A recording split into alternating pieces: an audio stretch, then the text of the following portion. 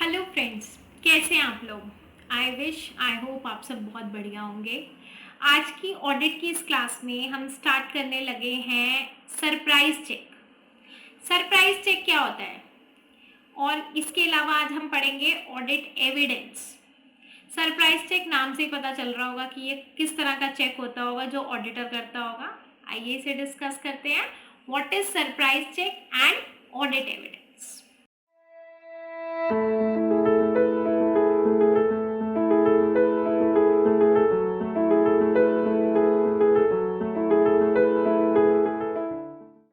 Surprise check, जैसे कि नाम से ही पता चल रहा है कि ऑडिटर कोई सरप्राइज देने वाला है क्लाइंट को। बेसिकली वो क्लाइंट की प्रीमाइसेस में बिना बताए एक विजिट पे जाता है जो कि सरप्राइजिंग नेचर की होती है।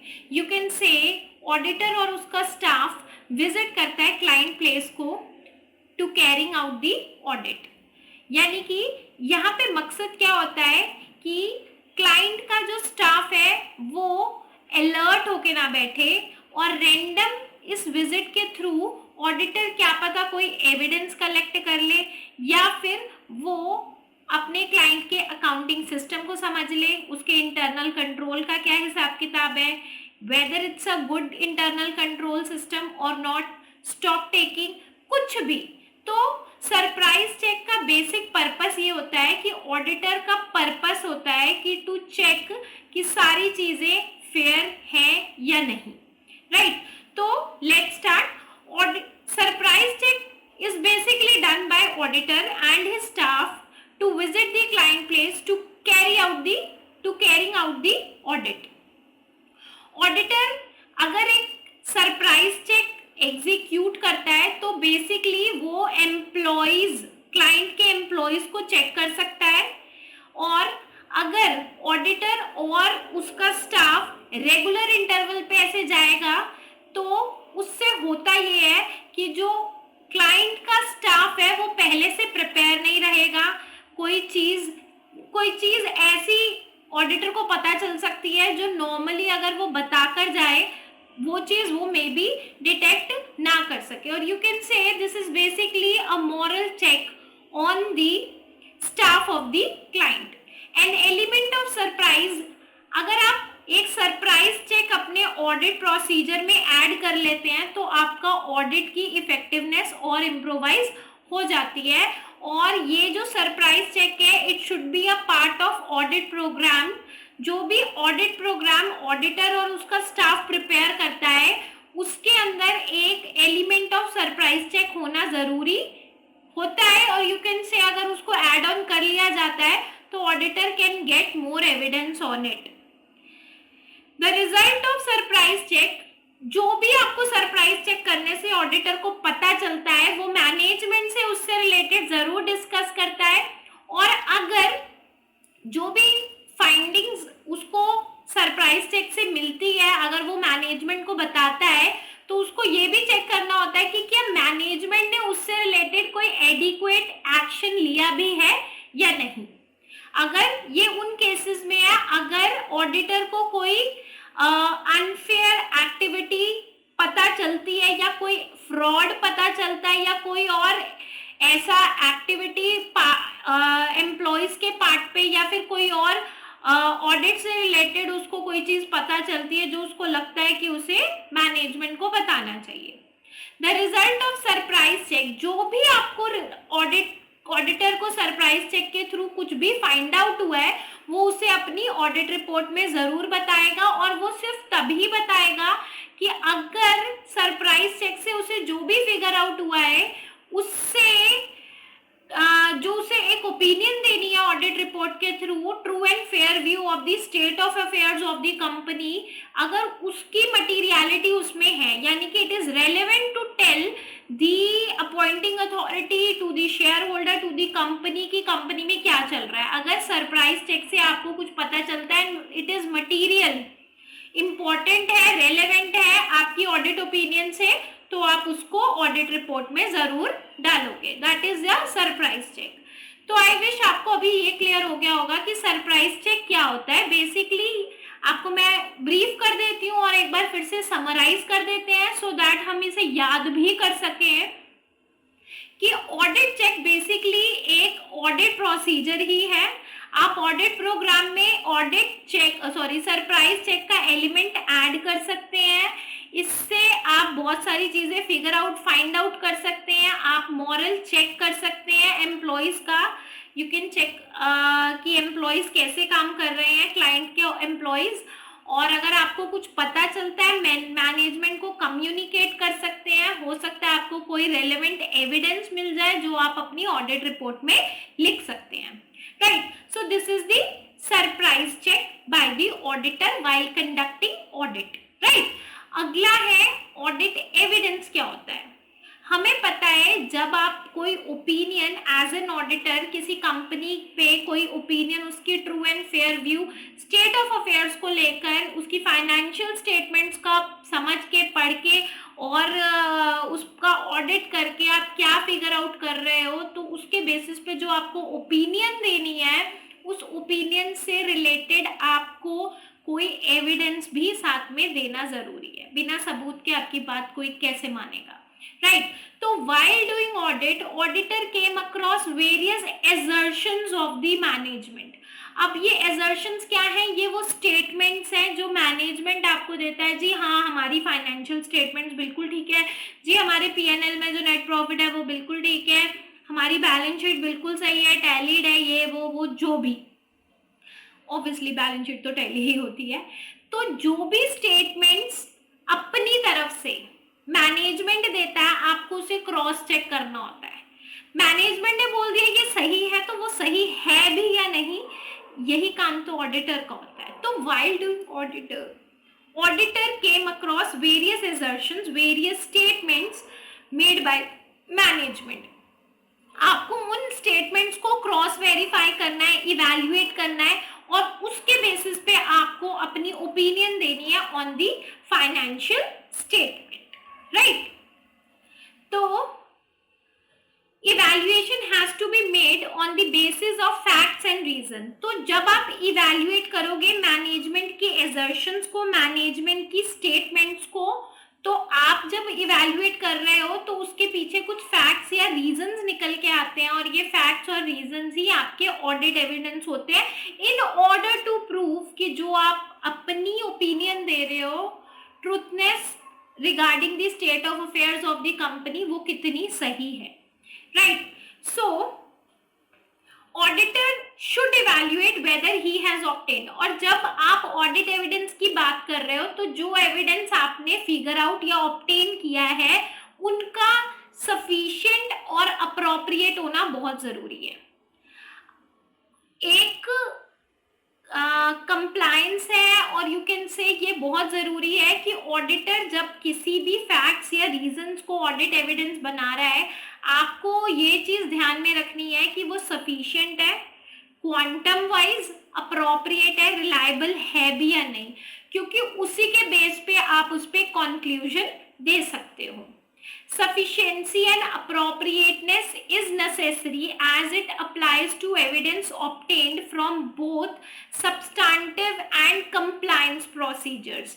जो ऑडिटर ऑडिट एविडेंस ढूंढते टाइम प्रोसीजर्स अप्लाई करते हैं, सब्सटैंटिव, इसेंशियल, नेसेसरी प्रोसीजर्स जो आप अप्लाई करते हो या कंप्लायंसेस चेक करते हो, आपके जो भी ऑडिट एविडेंस निकल के आते हैं, जो आपके हिसाब से ऑडिट एविडेंस है, वो सफिशिएंट और अप्रोप्रिएट होने जरूरी है। जब मैं सफिशिएंसी की बात कर रही हूँ तो मैं क्वांटम की बात कर रही हूँ, अप्रोप्रिएटनेस की बात कर रही हूँ, तो रिलायबिलिटी और रेलेवेंस की बात कर रही हूँ। यानी कि सफिशिएंट होने चाहिए इन टोटल, अप्रोप्रिएट मतलब रेलेवेंस और रिलायबिलिटी उसमें होनी चाहिए। तो following factors influence auditor's judgment. जब आप ऑडिट एविडेंस इकट्ठा कर रहे हो तो कुछ फैक्टर्स आपको ध्यान में लेके चलने हैं, जिसके बेसिस पे, जिन फैक्ट्स और रीजंस को आपने इवैल्यूएट किया है और जिसके पीछे आपको कोई फैक्ट्स या रीजंस निकल के आए हैं, आपको उन्हें इवैल्यूएट, उसको ऑडिट एविडेंस बोलने के लिए कुछ फैक्टर्स को ध्यान में रखना है। जिन चीजों पे आप रिलाय कर रहे हो या जिन चीजों को आप सफिशिएंट अप्रोप्रिएट मान के उन्हें ऑडिट एविडेंस का नाम दे रहे हो, वो किस तरह का, किस नेचर का आइटम है, जैसे कि स्टॉक हो गया, करंट एसेट है, कोई फिक्स्ड एसेट है, या कोई बैंक बैलेंस है, क्या है। यू नीड टू चेक जिसको आप ऑडिट एविडेंस बना रहे हो वो किस तरह का आइटम है, आपके क्लाइंट का इंटरनल कंट्रोल कैसा है, बिजनेस का साइज क्या है जो आपका क्लाइंट रन कर रहा है, आपके क्लाइंट की फाइनेंशियल पोजीशन कैसी है, और जिस आइटम पे आपने इवैल्यूएशन की है, जिसको आप ऑडिट एविडेंस बोल रहे हो, उसकी मटीरियलिटी, वो कितना रेलेवेंट है इस तरह के बिजनेस के लिए, कितना इम्पोर्टेंट है। अगर आप किसी बैंकिंग कंपनी या किसी बैंक का ऑडिट कर रहे हो और कैश और क्रेडिट की बात करें तो यू कैन अंडरस्टैंड कि क्या मटीरियलिटी होती है, कितना रेलेवेंस है उस आइटम का उस पर्टिकुलर टाइप ऑफ बिजनेस में। उसके बाद ऐसी कोई सिचुएशंस हैं जो अनयूजुअल इन्फ्लुएंस डाल रही है मैनेजमेंट पे, आपको कुछ ऐसा ऑब्जर्व हो रहा है कि इस आइटम से रिलेटेड कुछ ऐसी सिचुएशंस अराइज हो गई जिससे आपको लगता है मैनेजमेंट पे एक अनयूजुअल इम्पैक्ट जा रहा है, कोई हड़बड़ी या उनकी रिप्रेजेंटेशन अगर तुमने जवाब मांगा तो उस आइटम को लेके मैनेजमेंट आपको ठीक से जवाब नहीं दे रही, उनकी रिप्रेजेंटेशन डाउटफुल है, अनयूजुअल इन्फ्लुएंस पड़ रहा है, क्या ऐसी कोई सिचुएशन है, that you need to check. Result of auditing procedures, आपको चेक करना है कि जो आपने ऑडिट प्रोसीजर्स अप्लाई किए हैं क्या उसमें कोई एरर फिगर आउट हुआ है, और जो भी आप ऑडिट एविडेंस जिसको मानना चाह रहे हो वो किस तरह की इंफॉर्मेशन है। आपको ये सारे फैक्टर्स ध्यान में रखने हैं जब आप किसी एलिमेंट को या किसी ऑडिट एविडेंस के बारे में इवैल्यूएट कर रहे हो। ऑडिट एविडेंस की जरूरत क्या है, अगर आपके पास ऑडिट एविडेंस नहीं है तो आप अपनी बात को पूरा सही नहीं बता सकते, आप ओपिनियन ही नहीं दे सकते किसी बात पे। आपके लिए एक गवाह, जैसे जजमेंट नहीं आती ना कोर्ट में, judgment on the basis of evidence आती है, वही चीज यहाँ पे भी है। आपको जो जजमेंट ओपिनियन देनी है that suppose to be supported by some audit evidence. Audit evidence auditor को अश्योरेंस देता है कि जो एजर्शंस या स्टेटमेंट मैनेजमेंट दे रहा है क्या वो सही है या नहीं। तो आपको क्या क्या चेक करना है जब आप मैनेजमेंट की एजर्शन के बारे में इवैल्यूएट कर रहे हैं, एग्जिस्टेंस एन एसेट और liability exist at a given date,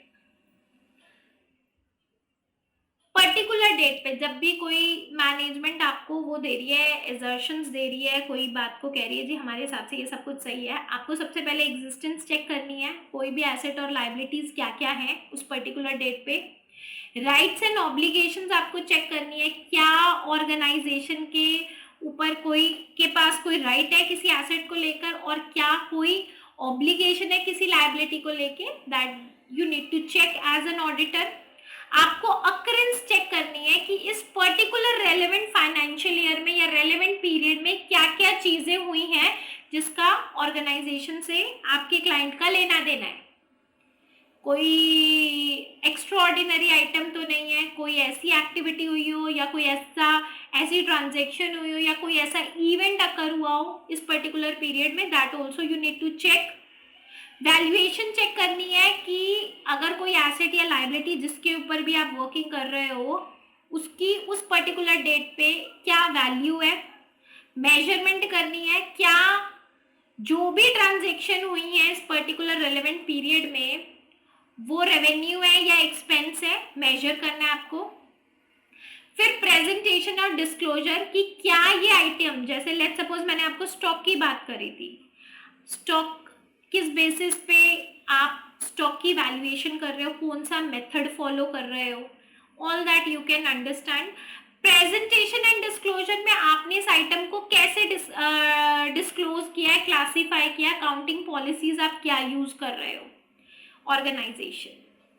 तो ये सारे पॉइंट्स आपको ध्यान में रखने हैं जब आप ऑडिट एविडेंस के लिए वर्कआउट कर रहे हो, ऑडिट कर रहे हो। Next is reliability of audit evidence. आप ऑडिट एविडेंस पे भरोसा कैसे, आपको लग रहा है ये मेरे लिए एविडेंस है, आप उस पर भरोसा कैसे कर रहे हो। रिलायबिलिटी डिपेंड करती है किस तरह के सोर्स से आपको ऑडिट एविडेंस मिला है, इंटरनल सोर्स से मिला है या एक्सटर्नल, आपको क्या लग रहा है, और किस नेचर का है, विजुअल है, डॉक्यूमेंट्री है, ओरल है, किसी ने आपको बताया, आपको पेपर्स पे मिला, या किसी ने अपनी आंखों देखी बात आपको बताई, किस तरह का सोर्स है, ऑर्गेनाइजेशन के अंदर से किसी बंदे ने आपको बताया या बाहर से। ज्यादा रिलायबल आप किसको मानोगे, अगर कोई बाहर वाला आपको बताएगा, right. Reliability of audit evidence is dependent on the circumstances. आप जिसको ऑडिट एविडेंस मान रहे हो उसकी रिलायबिलिटी बढ़ जाएगी, डिपेंड करता है आपको किस सिचुएशन में वो एविडेंस आपको मिला है। एक्सटर्नल एविडेंस, अब जैसे मैंने बात की इंटरनल एक्सटर्नल सोर्स है, वैसे एक्सटर्नल एविडेंस क्या हो सकता है, आपने फाइनेंशियल स्टेटमेंट्स चेक किया, आपने देखा किसी डेटर से आपने इतना पैसा लेना है, इतना आउटस्टैंडिंग है, तो आप डेटर से डायरेक्टली बात करके पता कर सकते हो जी आपका इतना ड्यू है कि नहीं है। आपने किसी क्रेडिटर को पे करना है, क्रेडिटर में इतना अमाउंट दिखाया है, तो आप उससे डायरेक्टली बात कर सकते हैं, क्योंकि creditor debtors they are the outsiders, they are the external parties. तो आप कंफर्मेशन अगर थर्ड पार्टी से लोगे, that is called a external evidence. Financial statements में क्या लिखा है, बैलेंस शीट में क्या दिखाया हुआ है, एक्चुअल में क्या है, उसको ऐसे आप इवैल्यूएट कर सकते हो। और एक्सटर्नल एविडेंस को आप ज्यादा रिलायबल मानोगे as compare to internal evidence. Internal evidence ज्यादा सेटिस्फैक्टरी या रिलायबल होती है अगर ऑर्गेनाइजेशन का इंटरनल कंट्रोल स्ट्रॉन्ग है, सेटिस्फैक्टरी है। उसी तरह से अगर आपको एविडेंस डॉक्यूमेंट या राइटिंग में मिल जाएंगे वो ज्यादा रिलायबल है। अगर आपको किसी ने ओरल रिप्रेजेंटेशन दिया उसके कंपैरिजन में राइटिंग में या डॉक्यूमेंट्री फॉर्म में दिया हुआ एविडेंस ज्यादा रिलायबल माना जाता है, राइट। उसके बाद एविडेंस ऑब्टेन्ड, अगर मैंने खुद एविडेंस ऑब्टेन किया है वो ज्यादा रिलायबल है, ना कि मुझे किसी और के थ्रू, अरे ये मेरे पास कोई इन्फॉर्मेशन है आप ले लो, नो। अगर मैं as an auditor I can figure out, I can find out some particular evidence, तो वो ज्यादा रिलायबल माने जाएंगे। तो यहाँ पे हमने पढ़ा रिलायबिलिटी, और ये बहुत जनरल और जेन्युइन था, इसमें कोई ऐसी चीज नहीं है जो हमें याद करने की जरूरत है। आई थिंक आपको खुद ये चीज समझने में आसानी लगी होगी कि हाँ, अगर हमें बाहर से कोई बंदा बताएगा हम उसकी बात पे ज्यादा आसानी से उसको ज्यादा रिलायबल प्रूव भी कर सकते हैं और मान भी सकते हैं। नेक्स्ट है क्या क्या मेथड्स होते हैं ऑडिट एविडेंस ऑब्टेन करने के लिए। इंस्पेक्शन कर सकते हैं आप, records, documents, asset physical verification कर सकते हैं फिक्स्ड एसेट्स का, रिकॉर्ड्स चेक कर सकते हैं आप, ये भी चेक कर सकते हैं कि जो रिकॉर्ड में दिया है क्या एक्चुअल में ये चीजें फिजिकली अवेलेबल है, इंस्पेक्शन के थ्रू। दूसरा मेथड बोलता है ऑब्जर्वेशन, काम कोई और कर रहा है, आप सिर्फ साइड में खड़े होकर अगर उसे ऑब्जर्व या विटनेस कर लो, that is also a kind of method जो आप यूज कर सकते हैं ऑडिट एविडेंस कलेक्ट करते टाइम। इंक्वायरी एंड कंफर्मेशन, आप किसी नॉलेजेबल पर्सन से बात कर सकते हैं, उससे चाहे वो ऑर्गेनाइजेशन के अंदर का हो या बाहर का हो, उससे इंक्वायर कर सकते हैं और वो जो तुम्हें आंसर देगा that is called confirmation. Computation हो सकती है, अरिथमेटिकल एक्यूरेसी कैसे चेक कर सकते हो आप, कैलकुलेशंस चेक कर सकते हो, खुद फिगर्स चेक कर सकते हो। एनालिटिकल रिव्यू, आप कोई सिग्निफिकेंट रेशियोज एंड ट्रेंड्स, भाई पिछले साल नेट प्रॉफिट इतना था, उससे पिछले साल इतना था, इस साल इतना है, तो कुछ वेरिएंस ज्यादा ऊपर नीचे तो नहीं है, इस साल आपका क्रेडिटर्स इतने हैं, पिछले साल इतने थे, कुछ ज्यादा वेरिएंस तो नहीं है, ये अनयूजुअल फ्लक्चुएशन तो नहीं किसी में, that is called analytical review that you can do. तो ये आपके मेथड्स थे जिनके थ्रू आप ऑडिट एविडेंस कलेक्ट कर सकते हो। उसके बाद आपका आता है कंप्लायंस प्रोसीजर, या फिर आप इसे बोलो test of controls. Test of controls, जैसे मैंने आपको बताया, अगर इंटरनल कंट्रोल स्ट्रांग हो तो अगर आपको ऑर्गेनाइजेशन के अंदर से भी कोई इन्फॉर्मेशन मिलती है वो भी रिलायबल मानी जाती है। आपको इंटरनल कंट्रोल टेस्ट करने हैं, आपको कुछ ऐसी एक्टिविटीज करनी पड़ेगी जिससे आप ये चेक करोगे कि ऑर्गेनाइजेशन का क्या इंटरनल कंट्रोल सही है या नहीं, आपको उसका ऑपरेशनल लेवल ठीक है, इफेक्टिवली ऑपरेट कर रहा है या नहीं, जो आप सिस्टम्स यूज कर रहे हैं, क्लाइंट कस्टमर, आपका जो क्लाइंट है वो जो सिस्टम या सॉफ्टवेयर यूज कर रहे हैं वेदर उसमें कोई गड़बड़ तो नहीं है। मैनेजमेंट assertions और asserts that internal control, आपको पता है मैनेजमेंट तो जो स्टेटमेंट देगी वो तो हमेशा अच्छी ही देगी, वो तो कहेगी हमारा इंटरनल कंट्रोल बहुत स्ट्रांग है, बहुत गुड है, इफेक्टिव है, डिजाइन वाइज भी और ऑपरेशन, ये आपको चेक करना है। अगर कंट्रोल इफेक्टिव है, अगर आप ये फिगर आउट कर लेते हो कि इंटरनल कंट्रोल अच्छे से काम कर रहा है, तो आप कंट्रोल्स पे रिलाई कर सकते हैं और आपको ज्यादा टाइम नहीं लगेगा ऑडिट एविडेंस इकट्ठा करने में। Objective of internal control procedure is to provide management with assurance. Internal control को चेक करने का एक मकसद है, आप ये चेक कर सकते हो कि जो भी क्लासेस ऑफ ट्रांजैक्शन है वो कंप्लीट, वैलिड और एक्यूरेट है।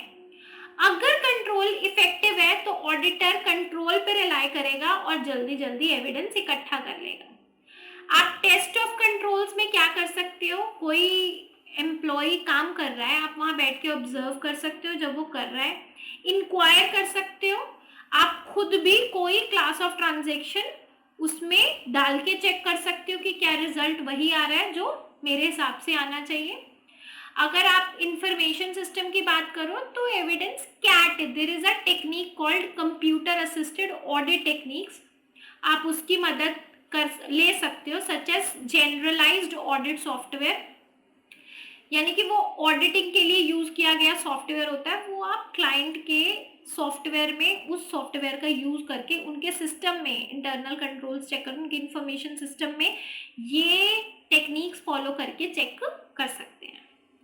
Next is your substantive procedure. ये वो एक्टिविटीज होती है जो ऑडिटर परफॉर्म करता है जब वो सब्सटैंशियल टेस्टिंग कर रहा होता है एविडेंस गैदर करने के लिए। सब्सटैंशियल मतलब इसेंशियल, ठीक है, यानी कि जो सब्सटैंटिव टेस्टिंग का मतलब है जो बहुत ज़रूरी है, इसेंशियल है, और ये प्रोसीजर्स अप्लाई करने बहुत ज़रूरी होते हैं, बहुत रेलेवेंट माने जाते हैं, मटीरियल होते हैं जब आप ऑडिट एविडेंस इकट्ठा कर रहे हैं। क्योंकि आपको यहाँ पे क्या चेक करना है कि क्या जो भी अकाउंट बैलेंसेस और ट्रांजैक्शंस हुई हैं क्या वो कंप्लीट है, वैलिड है, एक्यूरेट है। तो आप जैसे कि फिजिकल इन्वेंट्री चेक कर सकते हैं, उसके बाद आप ऑन रिकॉर्ड चेक कर सकते हैं कि एक्चुअल में जो फिजिकल इन्वेंट्री दिख रही है मुझे काउंट करने पे क्या उतना ही बैलेंस रिकॉर्ड्स में भी है या नहीं। आप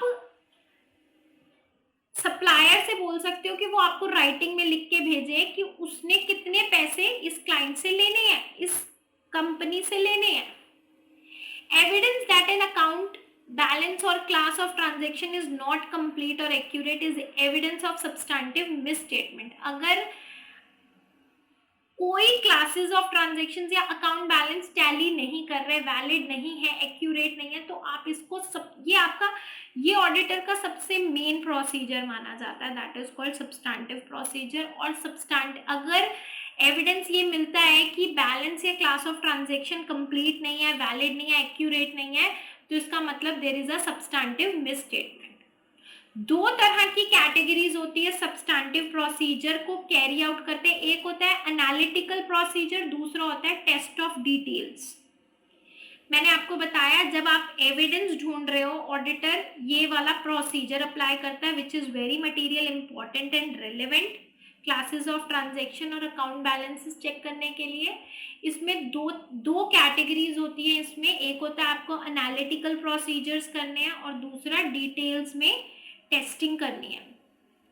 एनालिटिकल प्रोसीजर कम रिलायबल होता है टेस्ट ऑफ डिटेल्स में। आप समझ सकते हैं टेस्ट ऑफ डिटेल्स का मतलब क्या, हर चीज की डिटेल में जाके टेस्टिंग करनी है। एनालिटिकल प्रोसीजर अलग अलग ऑडिट स्टेजेस में आप यूज करते हैं। व्हेन टेस्ट ऑफ डिटेल्स आप only applied in substantive testing stage, यानी कि एनालिटिकल प्रोसीजर सिलेक्टिव बेसिस पे होता है, जबकि टेस्ट ऑफ डिटेल्स आप थॉरोली करते हैं in order to get the evidence. So I think यहाँ आपको ऑडिट एविडेंस बढ़िया से समझ आ गया होगा, और अगर आप लोगों को कोई डाउट है, you people can put the questions in the comment section.